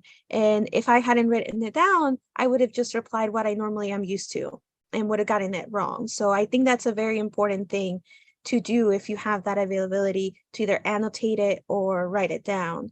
I think also with, especially with aircraft as they're becoming more and more glass cockpits, usually the multifunction displays have the ability where you can zoom in that map to actually see the airport and the taxiways and the runways. So I think that's another tool that can greatly be used by pilots to help them taxi, especially at very unfamiliar airports. When they're arriving, or non-tower airports too, since you don't have someone that can help guide you throughout that airport. But then aside from that, the only other thing that I do want to add with this that I do as well is if I'm unsure of something, I stop and I ask. And I think that's hard for students especially, and I think pilots in general, to just stop and ask. But it's very, very important that, yes, it's going to take time out of the frequency. You're going to, have tower, or if you're at a tower airport, you're going to fill in that frequency, but it's better to do that than get on the wrong taxiway or get on the wrong runway. So I think that's very important. I really want to convey that. It's just ask and just stop wherever you may be, because if you stop, ATC will notice that you stopped and they will find time in the frequency, especially if it's super busy, to ask, hey, are you okay? Do you need assistance? And that's the time where you can ask, like, hey, I didn't understand what you told me, or I'm not sure if you told me to hold short across this runway. So I think that's also very important. No, that's a great point, Lucy. And Trevor, I got to bring you in on this because you're a controller, and there are so many people who will sit in their airplanes soaked in sweat because they do not want to ask the controller because they think that you are so busy that you can't help them. So in line with Lucy's point about stopping and asking the controller, can you give reassurance that that is a good thing? Without a doubt, Jamal. And Jonathan and Lucy both brought up really good points about planning their taxi routes and preparing for an airport, especially if you're not familiar with one. But if at any point, you're not sure, or something doesn't look right or sound right, or maybe we're talking too fast, don't be afraid to speak up and ask for help. There's not a controller out there that would rather deal with, a wrong surface event rather than you maybe asking for some clarification, even if you were right. So without a doubt, don't be afraid. We're here to help. I know it can be a little bit overwhelming sometimes on the frequency here, all the chatter. You might be doing some flight training, but just key up and ask for assistance. We'll be happy to help. Thanks for that, Trevor. And Joe, I'm really curious because you have a lot of airports under your purview. So anytime you have surface efficiency or the lack thereof, associated with any incidents, it could be a huge thing. Did you have any insights that you wanted to share with the group from your perspective? Yeah. Jamal, first of all, I think all three panelists nailed it. Jonathan, great job. Lucia, you hit the nail on the head. When you're going into an unfamiliar airport, don't be afraid to kind of check your ego, right? And stop and ask for help. And like Trevor said, the controllers in our industry, if you ask for a progressive, if you're not sure where you're at, once you land or even in the air, they'll take that little extra special care to make sure to make your flight that much more enjoyable. So, and that goes to Jamal for us in the airport world, right? We got a lot of people on the surface, mobile refuelers, tugs, and that's what we practice too. On the ground for those. If you're unfamiliar with a particular taxi instruction, just stop, relax, take a breath, and ask a little bit of extra care from the controllers. And like Trevor said, there might be a lot of chatter on the frequency, but they're there to help, and they'll pay particular attention to whatever requests you might have to get you where you're going safe. No, that's a great point. I appreciate you for saying that. Trevor, I want to bring you back in because, like I said, you're a controller and we definitely benefit from your experience. So what do you do from the tower to ensure that an aircraft does not land or depart the wrong surface? Is this something that you experience in your career? And if so, do you experience it a lot? What can you tell us? Thanks, Jamal. So I just wanted to kind of talk quickly about some of the points that Jonathan and Lucy made also, and it kind of ties into some of the things that we do to try to ensure that these things don't happen or kind of keep a watchful eye out, especially when in many cases at airports, the controllers are giving the same transmission dozens or even hundreds of times a day. It becomes routine. We make a conscious effort, and it's a little bit easier to slow it down when something's different. I think Lucy had mentioned some taxiway and runway construction. Things just change the actual airport environment. So for controllers, that changes what we're doing also. So we're kind of forced to slow some things down. But on the routine transmissions, we think that that's just the norm. But it's a good reminder, especially in the general aviation community, that this might be their first time at that airport. So it may be routine for all the other users on the airport, but for this particular crew or student pilot, it might be the first time, or general aviation group, that they're actually on that surface. So tying in with that, read back, hear back is huge for us. So really active listening and getting a read back on the instructions that were issued is critical. It helps us clue into maybe some things that were either said differently, or maybe we issued an instruction that wasn't quite what we wanted to, and the pilot read it back, and that can help us indicate something that might not be quite right. And then also after the read back, just to ensure that the actual instructions that were issued are being executed as intended. And going along with the instructions, then, we have our visual scan. I work at DFW Tower, so, windows are our friend. We're looking outside the windows constantly, trying to find reference points on the horizon and trying to find aircraft to make sure that they're looking like they're lining up with the correct surface. We have lots of parallel runways, lots of concrete, and lots of parallel taxiways that could become an issue. So we're using our radar scopes as well as our surface surveillance equipment to make sure that aircraft are lined up and where they're supposed to be, just an extra verification. And I think one of the things that ties everything together as well with that piece is when we train from day one in our career, it's really encouraged that if we see something or hear something that's not quite right, regardless of how green we might be in our career, or even if we're not working the position that might be dealing with a specific event, that we say something. So if something just doesn't add up or doesn't look right, bring it to somebody's attention. It's really a team atmosphere within the operation. And then on the other side of the mic as well.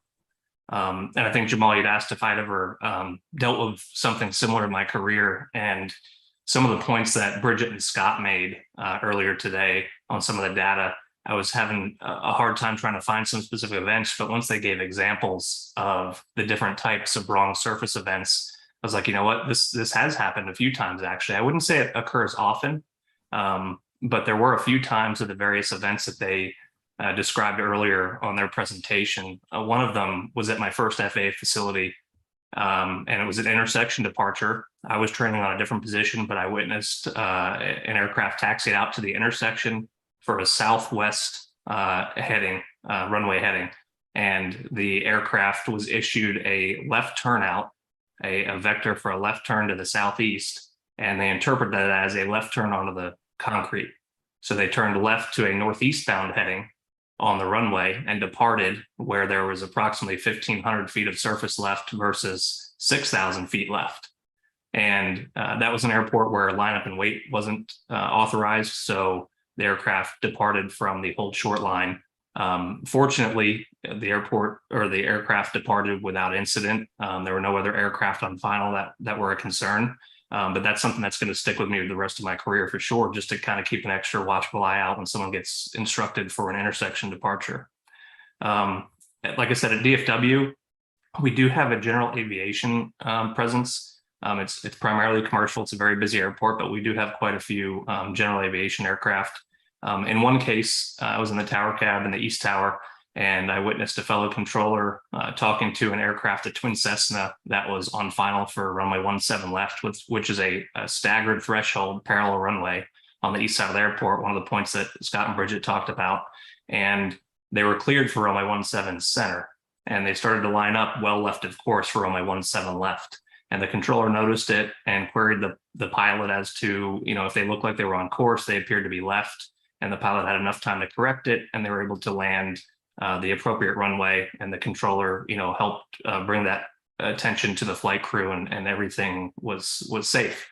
And then there were a few situations that they talked about where the surface or resurfacing of concrete can, change, the environment of an airport. And we had this issue a few years back where they resurfaced one of our primary arrival runways, and we were getting some pilot reports where, the surface, the color was different. It was more of a blacktop macadam surface with the, brand new paint and markings, and the rest of the airport was concrete and much older and tan in color. And from the tower cab, we thought that brand new surface stood out, and we were getting reports that people were having a hard time finding the center. And we're thinking, how can this be? It looks bright and clear and crisp. And sure enough, the pilot community shared some photos with us from the flight deck, and the new surface runway blended right into the scenery. And it was difficult to see if they weren't able to back it up with instrument approach or some other means. So, the situations that were described earlier are definitely very real. And every time, you learn about one, we constantly train on it and brief it. And every day we're just trying to push forward a little bit more to make things safer for everybody. Oh, Trevor, I like that. And like I said before, it's always good. We're in a pilot-centric forum, more or less here, but it's always good to hear the controller's side of things and make sure that everybody is synced up. So we definitely appreciate your insights. That's good stuff. Joe, I want to transition to you. Like I mentioned before, you have a lot of airports under your purview. So from your perspective, what more can be done in your estimation to heighten awareness for wrong surface and runway confusion and kind of mitigate that? Yeah, good morning again, Jamal. First, I just appreciate the opportunity to be part of this discussion. Jamal, the MAC operates a complex system of airports, right, which includes our flagship Minneapolis-St. Paul International Airport and 6 robust general aviation reliever airports. These 7 airports make MAC one of the largest and busiest national airspace system in the US, right? I work with a team, though, that manages the 6 general aviation reliever airports within the Twin Cities metropolitan area. Jonathan, we love seeing the folks from Mankato come up and utilize our system. So, and you guys do great work, and we love having you and hosting you. But Jamal, let me paint the picture, kind of using some metrics for the audience to gain a deeper understanding of these airports. We have a total of about 360,000 annual takeoff and landings within our system with 14 runways. These airports are home to more than 1,200 aircraft, which represent all spectrums of the aviation. 4 out of the 6 are served with towers with absolutely exceptional air traffic personnel. In addition, each airport has a flight school and hundreds of leisure and business aviators. I think I'm here today because I've been working on the wrong runway landing discussion as an airport operator now for about 20 years. Unfortunately, one of the airports within MAC's portfolio has been plagued with wrong runway landings. It really hurt me to see that Flying Cloud was highlighted on an earlier slide as one of the dozen. This is definitely a recognition that I do not want to be a part of, but it is what it is, and we're going to continue to get after it to mitigate and reduce any risk of wrong surface landings. The nomenclature, let me talk, Jamal, a little bit specifically about Flying Cloud. The nomenclature at Flying Cloud is airport. The environment is very complex. The airport has a diverse mix of traffic between corporate and leisure. It has several busy Part 91 and 141 flight schools. These flight schools have been so active lately that even during the pandemic, Flying Cloud was one of the busiest airports on single days in the entire country. Also, our parallel runways are closely spaced and they're offset when approaching to the west, which can lead to some confusion. So to your question, what can be done to heighten awareness for wrong surface landings? I'm kind of a simpleton. For me, the key is ownership. From my perspective, whether or not you're the airport, the pilot, the instructor, business, FAA, just to name a few, again, no stone can be left unturned to mitigate any potential hazards that may have led to a wrong surface landing. I could tell you this, there is absolutely no worse feeling in my professional life when I'm notified about improper runway landing. The feeling that comes over me as an airport operator is almost indescribable. I immediately stop to think, is there anything that I could have done to avoid what happened? I've been fortunate through my career that I've worked with some amazing stakeholders to eradicate the wrong surface landing departure issue. However, the mitigation measures that we have taken to prevent another incident from happening has been almost Herculean at Flying Cloud. We've done things, again, keep it simple, leading hot washes after an event so we can all learn from each other, to the point about, I encourage you, everybody attend your local RSATs. There's great discussions with all the key stakeholders at that table to kind of vet these sort of issues, attend fast discussions, and to the point that was raised earlier, invite your local tower, TRACON, and en route AT personnel to come speak to your group. We just had an amazing seminar with our local TRACON up here in Minneapolis at one of our reliever airports out at Lake Elmo about instrument procedures, very well attended. And me as a flight instructor, I learned a lot in navigating our Class B airspace around Minneapolis. So I'll end with this, Jamar, kind of the little things matter most. To maintain that situational awareness. To Trevor's point, at Flying Cloud, we were going through a lot of infrastructure changes. And unfortunately, we had a couple of pilots land on a taxiway versus the runway as a result of these changes. So simply by hosting hot washes, really kind of getting to the crux of maybe what happened, all we did is go down and paint a surface marking taxiway on that particular surface. And we haven't had an incident since. Again, something simple, didn't cost a lot of money, but highly effective. We've made a number of capital investments too with lighting, with wigwags in between our parallels at the hold short, signs, markings, and kind of one thing that we're working on too here locally is siting in a new air traffic control tower. This has been years in the making. We've done a lot of mitigation controls to get to this point, but it's been determined that the location of the tower itself on the field kind of contributes to parallax issues for the controllers, and that sometimes they can't tell which runway that a pilot is lined up for. And so we're hoping to break ground for a new tower in the next few years. But in this discussion, everybody's ego needs to be checked at the door. It can happen to anybody. Our runway surface landings here at Flying Cloud, I mean, it's happened to a pilot that's had 30,000 hours to a student on their first solo. So with that, Jamal, I'll turn it back over to you. Excellent. And I appreciate all your insights. Like I said, you have a unique viewpoint with the amount of essential control you have over this much tin being moved around. So I definitely appreciate what you were saying. I do have a question though for this entire group, and I'll start with Lucy and Jonathan from the teaching perspective, and then transition to Trevor and Joe. But when we talk about the team concept, right? When you work as a team, it allows you to not only offer insight, but gain insight from a wide variety of people on certain issues. So Lucy, I'll start with you. Have you worked with counterparts to address runway confusion, wrong service events? What type of things have you done? And then we'll go Jonathan, Trevor, and Joe. Yeah, so here at Purdue University, one of the things, and I'm kind of glad Mr. Harris brought it up, but one of the things we do here at the university is we have our instructors or instructing staff attend the RSAT meeting that our tower hosts every year. So that way we have an opportunity to learn about what is going on at the airport, whether it's construction or new procedures. And then also actually one of the things that came out of having our instructors attend the RSAT meetings is on our airport, one of the taxiways didn't have a airport marking to help guide pilots coming out of a ramp and indicate that it's taxiway Bravo. And so thanks to that RSAT meeting, we were able to give that feedback, and we have a sign there now to help pilots. So I think RSAT meetings are very important. So that's one of the items that we do.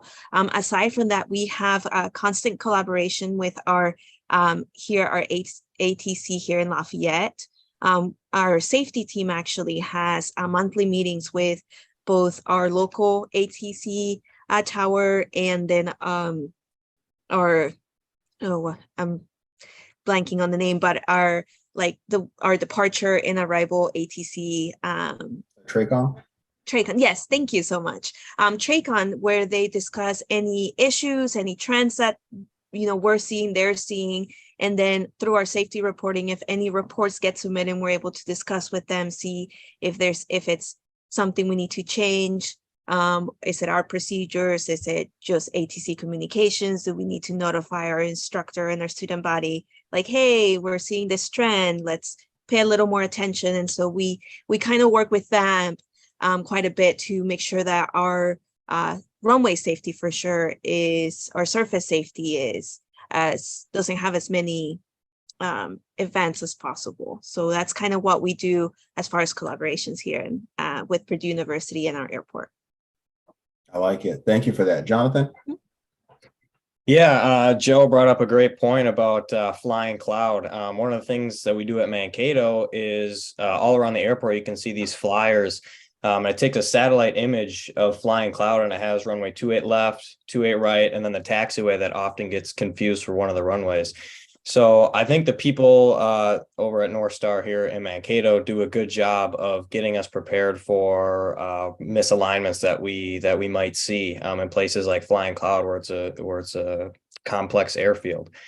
In terms of working together as a team, I have a experience from, it was about a month ago. My instructor and I, we combined a couple lessons. We took a trip out to Chicago Executive, and obviously I've never flown into Chicago Executive before. So as part of our approach brief, we made sure, hey, we're going to land, they're going to give us this, they gave us this runway, we're going to fly this approach, and this is going to be our probable taxi route once we land. So we collaborated there and worked as a team, and we were able to get it done. And we did the same thing on departure too. Before we even called up for our taxi clearance, we, like I said before, pulled out the airport diagram, identified possible taxi routes, and adapted to what they ended up giving us. So I think the instructor-student relationship and the teamwork there can be really important to not only de-stress the student, but also as a team be more prepared for what you might see when they give you a clearance. Excellent. Thank you for that. Trevor, I'm very curious to hear your thoughts in the ATC team piece of it.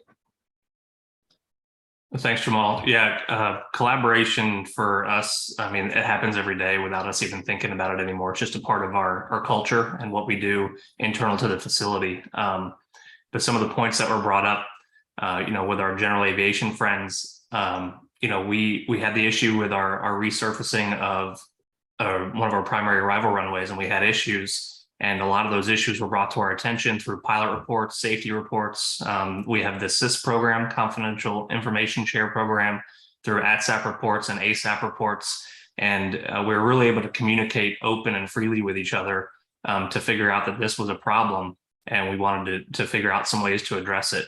The air traffic manager of the facility and I, we attend and host quarterly RSAT meetings, Runway Safety Action Team meetings that many people here are familiar with. Those are fantastic for the flying community to be a part of. It's a really great open dialogue that we have with stakeholders, industry, pilots from the area, our airport friends that run DFW Airport.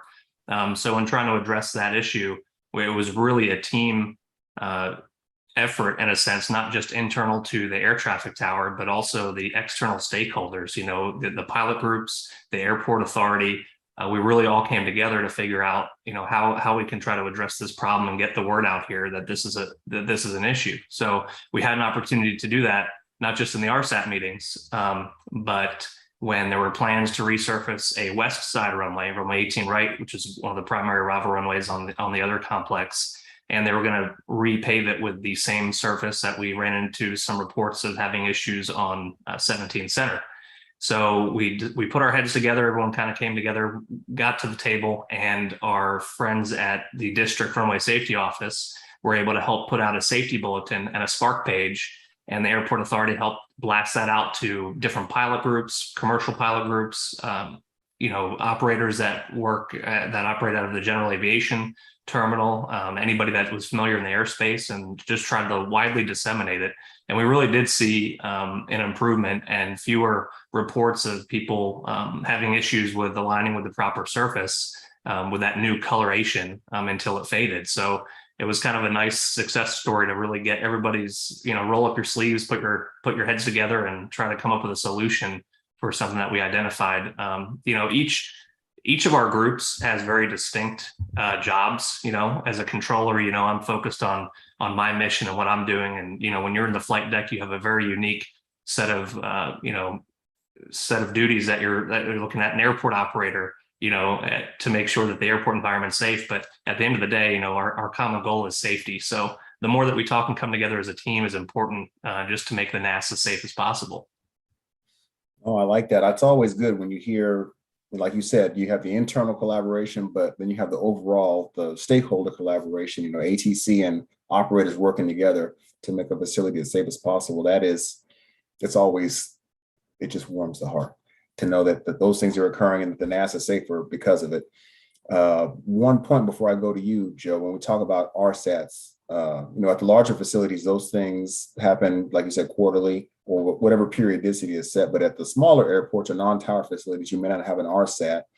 I mentioned earlier in the briefing when we were talking to Bridget and Scott about the state aviation authorities. You can go to the FSDO or the ADO, which is the airport district office. So if you don't have RSATs at your facilities to address these surface issues, then you can go through those organizations and accomplish the same thing instead of an RSAT. So I just want to put that out. And with that said, Joe, I'll let you finish up with that last question regarding teamwork.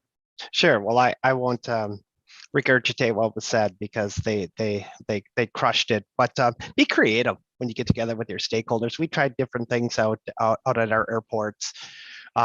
We've had barbecues, but really the barbecue was a means of getting people to come, but also then, talk safety, do an airfield tour, get people up in the tower, try different things. And I think we shouldn't fail to mention that airport managers and the local tower folks really carry the heavy burden in kind of coordinating these meetings, putting the content together, and they absolutely welcome everybody and anybody to come have a seat at the table. We had a recent runway safety meeting here at one of our particular airports, and it was actually the fire chief of the group responsible for providing the fire protection for the airport, who had a fantastic idea about a situation that we're having at this particular airport. So kind of a fresh perspective of even somebody outside the aviation world mentioned something that was so obvious that we were missing because we were thinking about it in a different light, and just having that person at the table. So it was kind of a neat perspective. Also, all the different lines of business within FAA and the runway safety office folks, but also reach out to people within FAA to kind of bring in that fresh set of eyes. We were fortunate to have Bridget and some people come up to Flying Cloud, and just fresh perspectives again. Just having that outside look at things can bring a unique set of circumstances to the discussion. Excellent. But have barbecues. People love food, right? Yeah. Love drink. I mean, kind of change it up from the classroom environment too. No, I like that. You transition to more of a fly-in social format, and you still get to relay all the good information, but in a little bit more informal setting. I'm all for it. I hear you. So while I have everybody here still, I'm scrolling through some of the Q&A questions, and a couple have popped up on a similar topic. So I want to bring everybody in. And Trevor, I'm going to start with you from an ATC perspective because it deals with progressive taxi. We talked before about some folks maybe not wanting to get with their controller because they feel like you're already busy and you don't want to bother them. And progressive taxi sometimes falls into that same category. Can you walk our attendees here through, what that would look like, the interaction in terms of requesting a progressive taxi and what you would give them in return. And then I'd like to go to Lucy and Jonathan from the other side of the house in terms of working with students and making them comfortable asking the question. So Trevor from the controller side, and then I'll go Jonathan and Lucy. Sure, Jamal. It's definitely, like I said earlier, it's very overwhelming, or can be overwhelming for someone to fly in, especially to a busy airport that you're not familiar with. There's a lot going on the frequency. There's a lot of noise. You're trying to pay attention to where you're at and what you're doing. When we issue an instruction and we get a clear, confident, crisp readback, we're gonna, as a part of our scan, look through and make sure that the aircraft is doing what they're supposed to do. But we're also gonna feel a little bit more comfortable just based on that readback, right? If something's a little bit more hesitant, or the readback is a little bit choppy, we're going to pay a little bit more attention, maybe slow it down, ask if they need some help.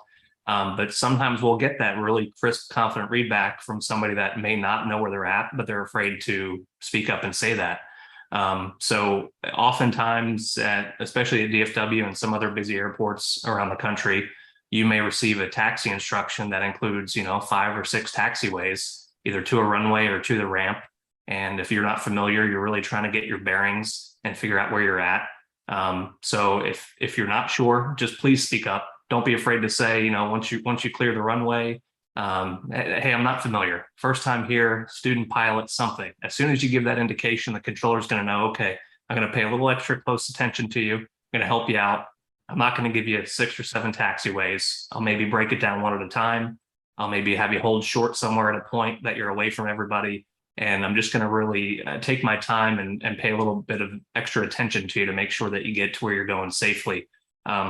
We'd much rather that for the operation, not just from the safety sense, but also it could impact some other things that we're doing once we get busy. So without a doubt, please don't feel uncomfortable just reaching out and saying, hey, I need some help, or I'm unfamiliar. I know it's intimidating occasionally.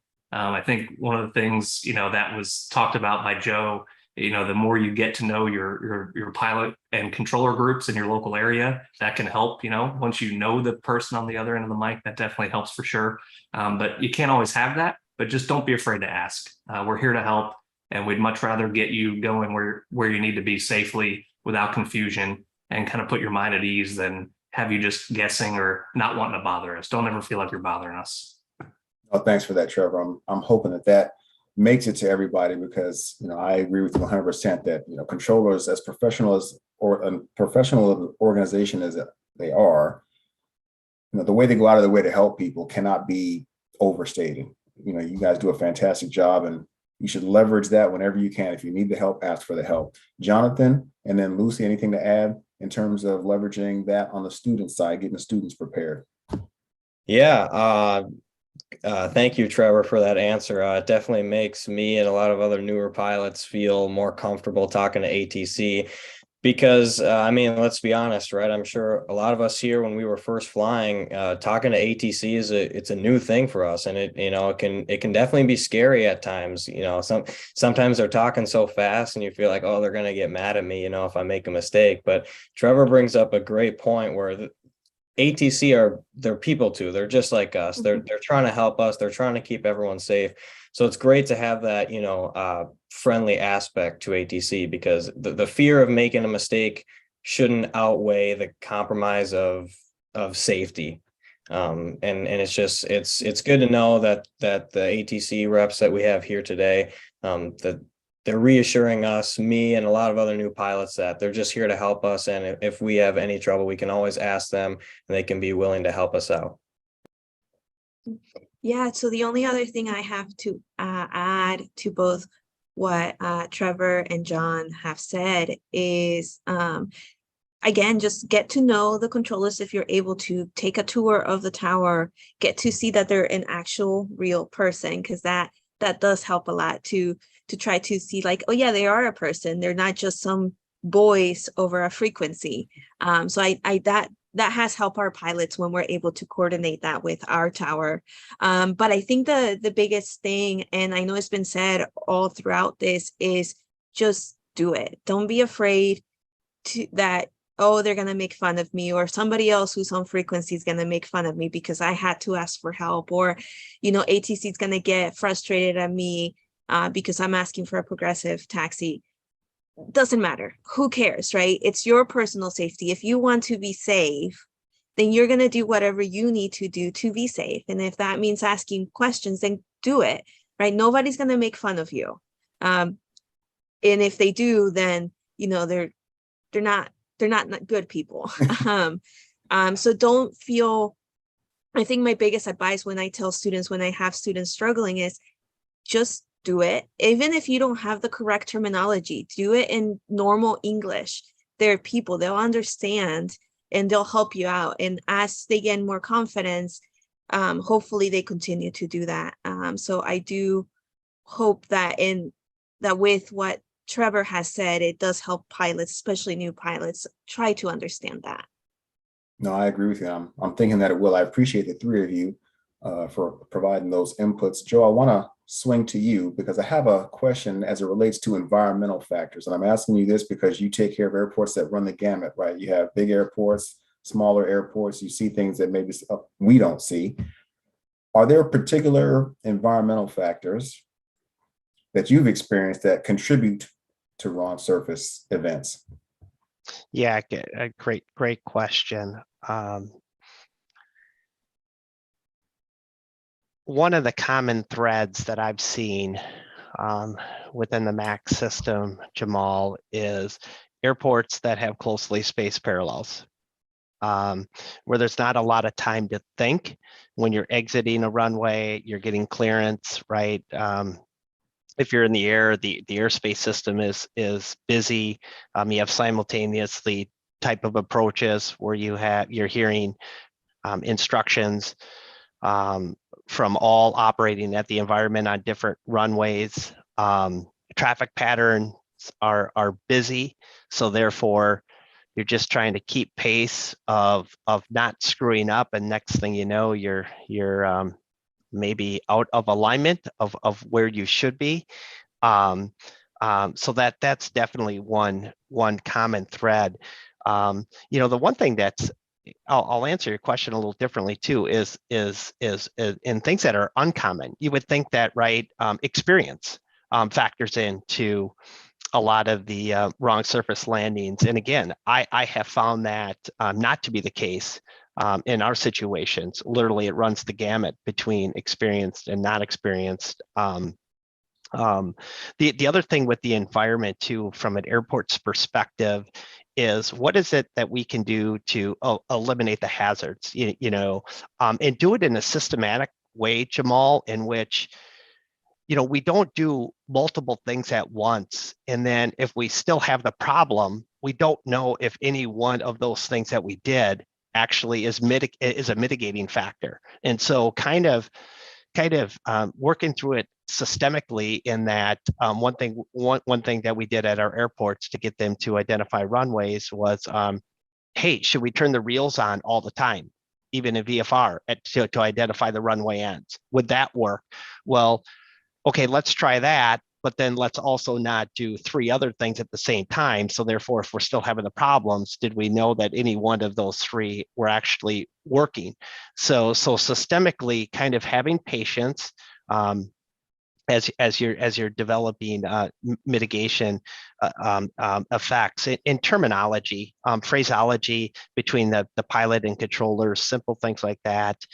Sometimes just in how an instruction is given, we found that maybe that led to some level of confusion. Just slight changes in phraseology might also be kind of contributing to the environment too. Oh, thank you for that, Joe. I want to ask the same question, but from the other side, to Lucy and Jonathan, because you guys are prepping students, and in the steps as you prep them, you want them to be comfortable in a variety of operating environments, right? Do you see environmental factors that may trip up students, more than another environment? The question might not be clear, but I think you know where I'm going. I'll start with Lucy, and then I'll go to Jonathan. Yeah, so I think I understood the question. So I think the answer is yes. So if you what I've noticed with students is if they go to an airport where the layout of the airport is completely different than what they're used to here, they could get a lot more confused and just really overwhelmed with any clearance they may get when they're taxiing or moving around the airport, just because they're so unfamiliar. And like, for example, if that other airport had 2 parallel runways, and they have to cross one to get to the FBO or the ramp where they were going, we don't have that here in Lafayette. So they're not used to getting potentially a clearance where they have to cross a parallel runway or then go through some other taxiway. So I definitely see airport layouts, I guess environmental factors as in a way. So the best way that we can prepare for that is just asking when they're not sure, is making sure they have their taxi diagrams prior to going to that airport, trying to somewhat get familiar with it as best they can. And then when they get there, write down their clearances. And if they're unsure, ask, get those progressive taxis, and just go from there. That's honestly what we can do to try to help, because we can't prepare for every situation, but we can give tools of what they can do when they get to a situation that they are unfamiliar or unable to understand or comprehend. Oh, thank you for that. You answered my poorly worded question. That was exactly where I was trying to go. Jonathan, I want to go to you to see if there's something similar or different, based on your operational environment, if you can add to that question. Yeah, no, it's pretty similar, just to piggyback off what Lucy said. Like I had mentioned before, when I was flying into Chicago for the first time with my instructor, our approach brief was a little different, than normal, in the sense that we were really going in depth that, okay, it was a really busy day, it was really windy, so what are we, what possible routes are we going to get from the runway to the ramp, and vice versa, when we were taking off. And just to bring up, I think Lucy had mentioned this too in her answer, but just don't be afraid to ask. You know what I mean? There's no reason to super stress out about something. Like you had said before, you're sitting in the airplane and you're sweating because, you don't want to make a mistake and you don't want to get a phone number to call from ATC and those types of things. But it's just, don't be afraid to ask. Like Trevor mentioned before, the ATC, they're here to help you. Ask for progressive taxi when you need it. And it's just one of those things where there's no need to compromise safety because you're too scared to ask ATC maybe for a clarifying question or for those progressive taxis. No, I like that. And that's a perfect segue into the next question that I wanted to ask Trevor, because we have a question here that talks about controllers essentially citing people for making mistakes. So we're talking about all this stuff because we want people to stay safe. Trevor, can you talk about, kind of a controller's responsibility in terms of safely guiding airplanes versus potentially having to drop a hammer for egregious operations? Can you kind of delineate for the attendees today? For sure, Jamal. They're not a controller that I've worked with or worked next to, wants to, have that warning given for a pilot to have to call the tower because, they made a mistake or didn't do what they were supposed to do. I think Bridget made, I can't say it better than what she said earlier on her presentation, and that, when we go to work as controllers, we never intend or plan for something to go wrong. Same thing, I think, when somebody steps into an aircraft, they're not planning to make a mistake or do something that ATC didn't want them to do, but we are human. We have to recognize that mistakes do happen. We can learn from them. So there are some times that we have to report it. It's just, the regulations that we follow, we don't have a choice. It's to enhance safety and keep everybody safe.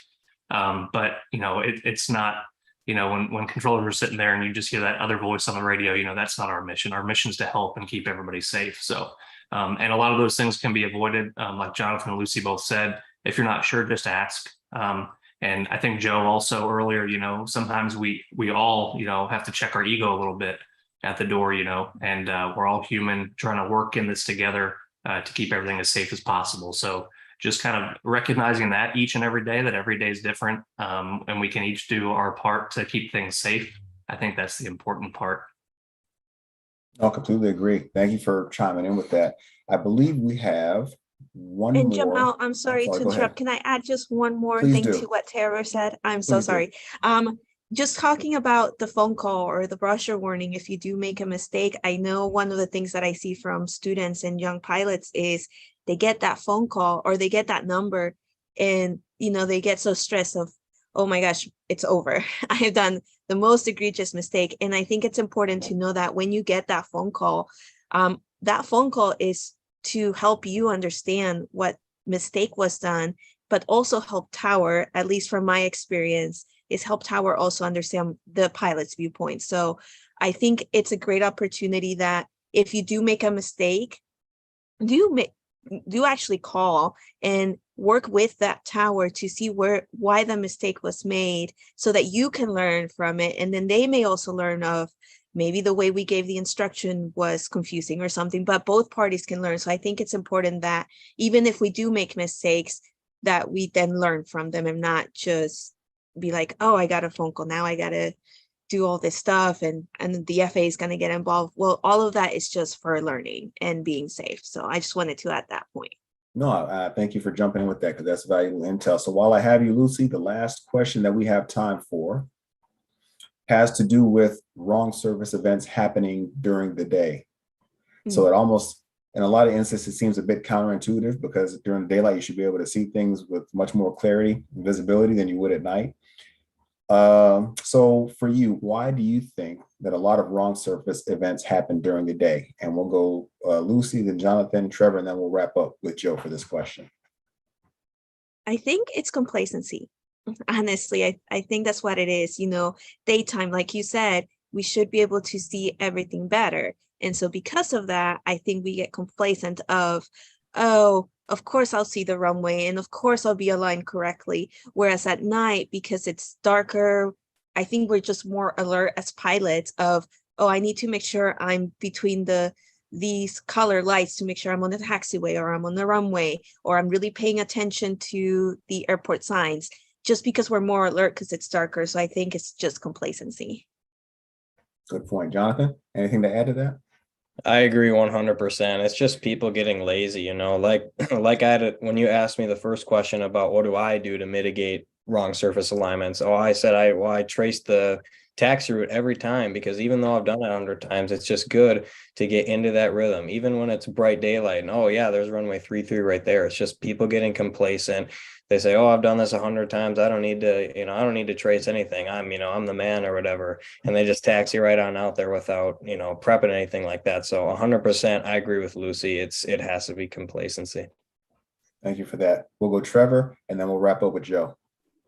I think it's interesting to hear, complacency, because that can happen on both sides for sure. You get used to doing something the same way every time and it becomes routine and, you might skip some of your checks and balances. And I think the daytime operations issue, a lot of times airports are going to see more of their operations and their pattern work during the day. So you're going to have more general aviation flying during the day versus at nighttime.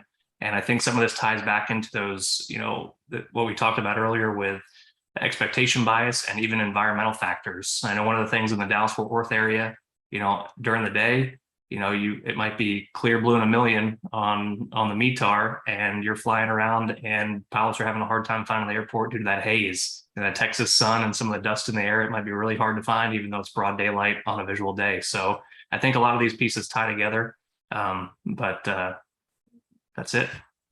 Thank you for that, Trevor. Joe, we'll wrap up with you.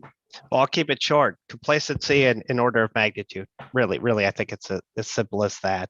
Is during the day you might take it a little bit more for granted than an instrument or night flight of kind of seeing it to the end. And then the fact is we have more operations during the day, so therefore statistically, the likelihood that something could happen and it will happen is just higher during those daylight VFR hours in comparison to night or IFR.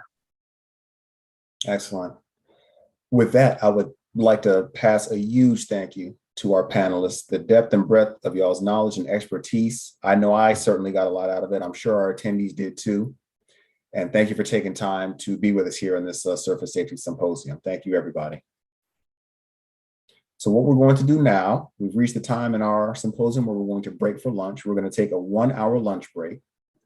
For those of you that are watching on the live stream on YouTube, we've shared a link to the afternoon live stream in the description, and we will rejoin you at 1 p.m. Eastern time, 1 p.m. Eastern time.